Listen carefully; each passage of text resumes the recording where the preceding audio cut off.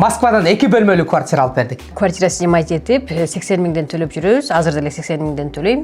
Ошону ойлоп туруп, анан өзүбүзгө деле үй алып койсок жакшы болобу, ошо 80 миң төлөгөндөн деп, ошо квартираны алып атабыз, буйруса. Квартираны кайсыл жерден алдыңыздар?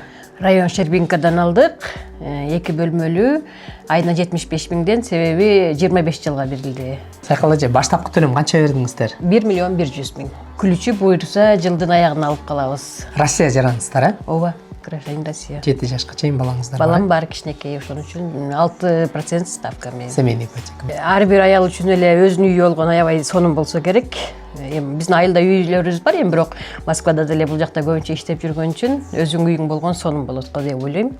Кеңири басасың, кеңири турасың, даярдайсың, конок келет, ошондой деген ойдо. Мен ойлойм, ошо өзүңүн үйү жакшы да. Баары бир өз үйүң, өлөң төшөгүң деген сөз бар го. Алыш керек экен. Негизи эми алсак баары бир квартирага төлөп атабыз. Андан көрө ошону төлөсөк өзүбүзгө калабы деген ойлор болуп атат. Буйруса максаттар ишке ашат го. Ушундай эмгек кылып, кыргыздарга кызмат кылып, үй алып берип жүрө бериңиздер. Чоң рахмат. Вам тоже рахмат.